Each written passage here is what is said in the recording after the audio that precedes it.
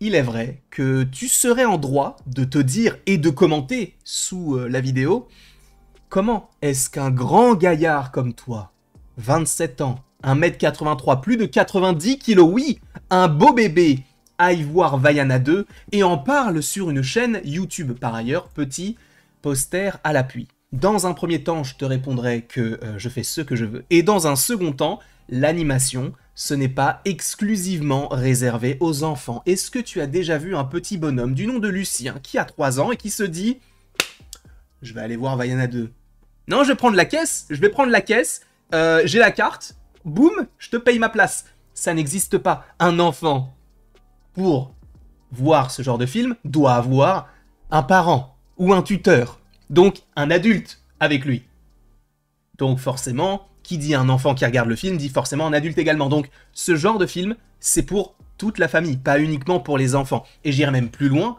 Ce film-là, oui, vise peut-être un public plus jeune, mais aussi jeune adulte et adulte, par rapport à plusieurs degrés de lecture, mais aussi l'animation de manière générale, ce n'est pas pour les enfants exclusivement. Évidemment que tu as des projets en animation qui visent les tout petits, mais Arcane, par exemple, vise un public de jeunes adultes.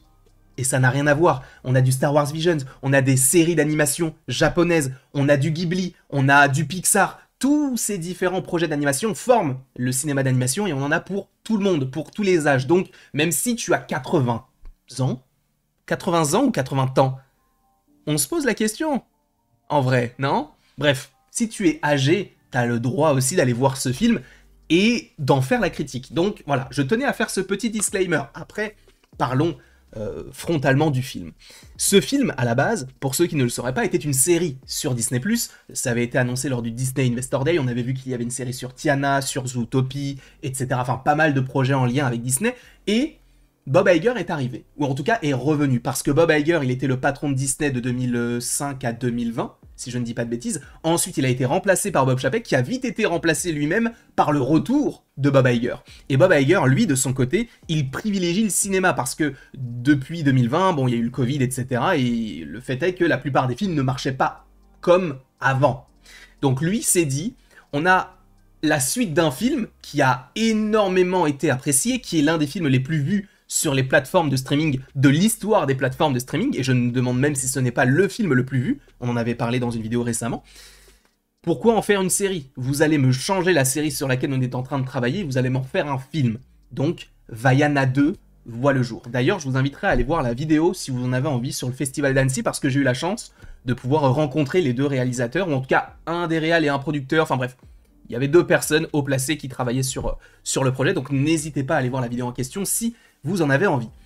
Donc il faut revenir là-dessus aussi, parce que ça pour moi c'est un défaut du film, bien qu'il soit bien, il n'y a pas de souci, même s'il y a pas mal de défauts, on ressent le côté série. Alors pas visuellement, je suis désolé, mais c'est magnifique. Alors là c'est un concept art, hein, sachez-le, mais ce que vous voyez là, le mélange des couleurs, le mélange du chaud-froid, violet, bleu, vert, marron, tout ça, ça fonctionne extrêmement bien, c'est magnifique. Et aussi en termes d'animation, il faut rappeler que l'animation la plus compliquée à faire, c'est l'animation de l'eau. Parce que l'eau, c'est quelque chose qui n'est pas tangible, ça n'a pas de forme à proprement parler, et forcément, il y a du mouvement qui doit être réaliste, mais en même temps, indéfini d'une certaine manière. Donc, c'est le fait de capter l'eau, c'est le fait d'arriver à animer quelque chose qui n'a pas véritablement d'animation propre. Je ne sais pas si vous voyez ce que je veux dire. Donc c'est extrêmement compliqué à faire. Et le principe même de Vaiana, c'est d'aller sur l'eau, c'est de voyager, c'est d'avoir un ami qui est l'océan. Donc forcément, tu as tous ces aspects-là qui rentrent en compte. Et visuellement, encore une fois, je n'ai absolument rien à dire. C'est plus au niveau de l'intrigue que ça me pose un problème. Parce que oui, c'est une série. Je suis désolé. Au niveau de l'histoire, ce n'est pas un film. Ça se ressent. Les moments où tu vois Maui, les moments où tu vois l'antagoniste, entre guillemets, ça se sent qu'on est vraiment sur quelque chose de très séquencé, et boum, on a une fin d'épisode, mais on a essayé de recoller ça par rapport à... Sur certaines scènes, ça ne fonctionne pas, selon moi. Après, je dis ça parce que je suis en connaissance de cause, je savais déjà que c'était une série qui est devenue un film, donc forcément j'avais, non pas un a priori, mais j'avais cette connaissance qui me permettait de me dire, ah bah oui, là, peut-être que je ressens la coupure. Alors que si je ne le savais pas, peut-être que je ne l'aurais pas ressenti. D'ailleurs, ça m'intéresse, parce que peut-être qu'il y a plein de gens parmi vous qui ne savaient pas que c'était une série à la base et qui n'ont pas forcément ressenti ça, ou justement qui l'ont ressenti sans le savoir. Donc, dites-le moi dans les commentaires. C'est même pas pour le référencement, c'est juste pour savoir si, justement, je me place comme étant quelqu'un qui le savait, et donc forcément, ça a possiblement, d'une certaine manière, biaisé mon avis. Dites-moi tout cela dans les commentaires. En tout cas, si on revient au principe du film, on va retrouver Vaiana qui, par un concours de circonstances, va vouloir encore plus voyager, sachant qu'elle le fait déjà, elle est devenue une exploratrice, c'est génial. Moi, j'aime bien l'évolution de Vaiana et je trouve que le personnage est très intéressant. Mais c'est vrai que oui, dans sa construction, le film n'est pas incroyable. Pour moi, il n'est pas à la hauteur du premier film, ça c'est clair et net. Mais encore une fois, on est sur une configuration particulière. On est sur un film qui s'appelle Vaiana, mais en même temps, Vaiana, c'est un film où t'as un groupe. T'as le petit coq qui s'appelle Ei, si je ne dis pas de bêtises. On a le petit cochon qui s'appelle Pua. On va avoir Maui.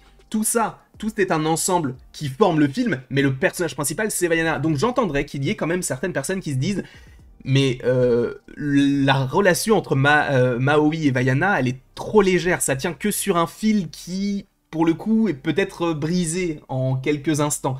C'est vrai que c'est léger, c'est friable, mais en même temps, on est sur un film sur Vaiana, on a besoin d'avoir son évolution à elle, et un petit peu du Maui. S'ils nous font un film sur Maui, faites-le. Ça, pour le coup, ça ne m'a pas trop dérangé. Ce qui m'a plus dérangé, c'est la réapparition de Maui. Parce que pour moi, ça, c'est quelque chose aussi qui ne fonctionne pas, le truc de « Ah bah, je suis enfermé par quelqu'un qui a été envoyé par quelqu'un. » Mais oui, mais c'est qui? Ouais, mais t'inquiète, reste jusqu'à la fin et tu comprendras.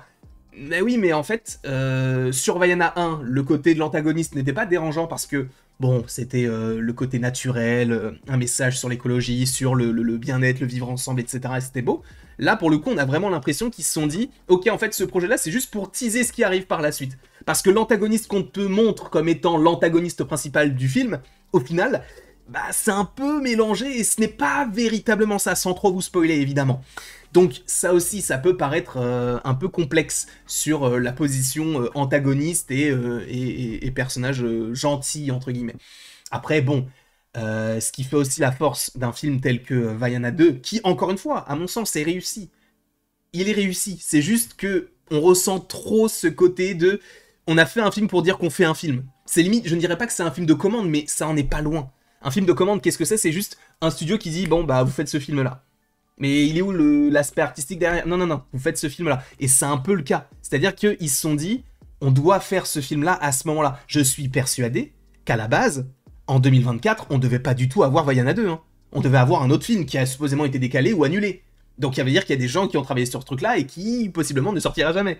On verra, évidemment. Mais en tout cas, ça peut créer un débat. Est-ce un film de commande ou non? Pour moi, ça en est clairement un.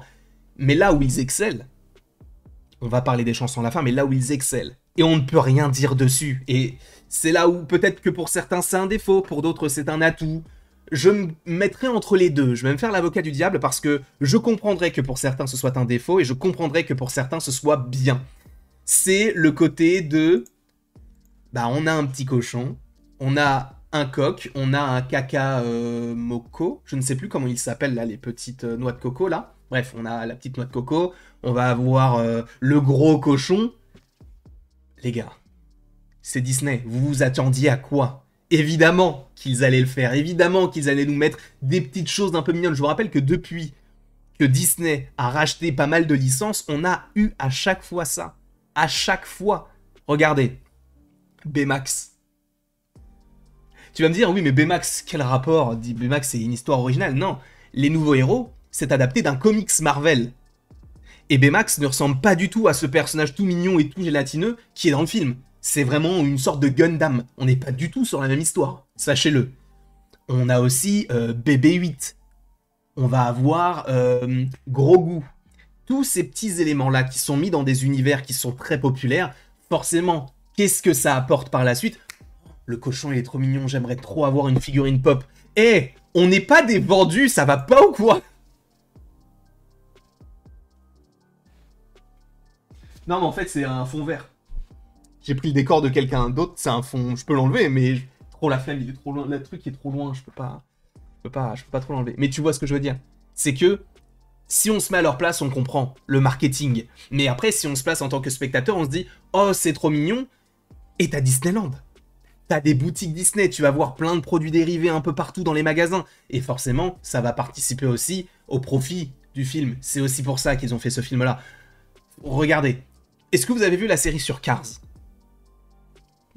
Non, vous ne l'avez pas vu, ou en tout cas peu de gens l'ont vu. Alors que si tu en avais fait un film Pixar Cars 4, là forcément ça t'aurait fait « Ah mais attends, mais là...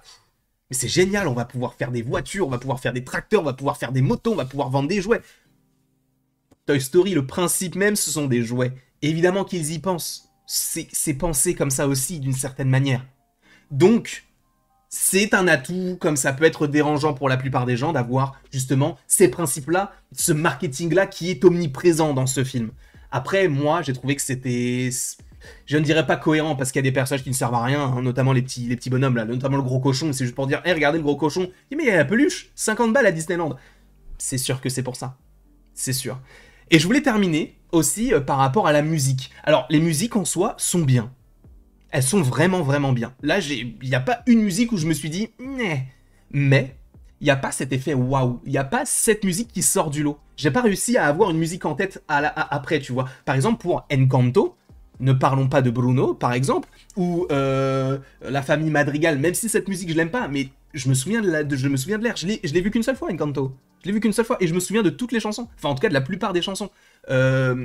Donc, ça aussi, ça peut être un problème. Après, c'est un problème pour moi, parce que je m'en souviens pas, mais je pense que les enfants, et même d'autres personnes plus assidues, se seront dit « Waouh, mais attends, cette musique, elle est géniale, je vais aller sur Spotify et je vais l'écouter toute la journée. » On n'en sait rien. Ça va fonctionner notamment par rapport à ça. Les musiques, de toute manière, ça te force à revenir au cinéma pour te dire « Oh, mais j'ai envie de rechanter avec les personnages que j'ai envie de voir. » C'est aussi, ça fait partie de la vie d'un film, notamment un film tel que celui-ci, qui est beau, qui ne raconte pas, pour le coup, grand-chose, les relations entre les différents personnages, même s'il y a une nouvelle dynamique, et ça, c'est intéressant, notamment avec le petit vieux, le petit jeune et la petite jeune. Bon, je ne me souviens plus de leur prénom, mais bon, ils ont chacun leur petite touche, ils ramènent quelque chose d'assez intéressant pour le 2, donc ça, c'est cool. Mais c'est vrai que, bon, ce film-là, on sent que c'est un film à fond sur le marketing et à fond sur le profit.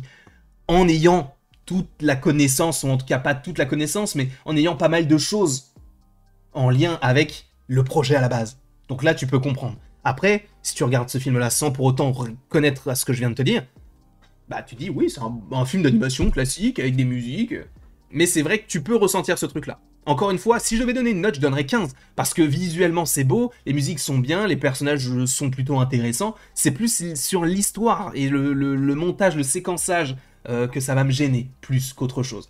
Et sachez, pardon, excusez-moi, je ne sais pas si on en fait une vidéo dédiée ou non, ça peut être intéressant en vrai de faire ça, mais on parlera, je pense, dans une autre vidéo, de l'avenir de Vaiana. Parce que restez bien à la fin du film, il y a une scène post-générique qui n'est pas inutile, sachez-le. En tout cas, je vous remercie beaucoup d'avoir été présent devant cette vidéo, n'hésitez pas à l'aimer, à la partager, à la commenter et à vous abonner, si ce n'est pas déjà le cas, et après tout ceci, il ne me reste plus qu'à vous dire. À la prochaine, pour la prochaine. Et encore une fois, merci beaucoup à vous d'avoir été présent. On va se retrouver de toute manière souvent ces prochains jours pour de nouvelles aventures.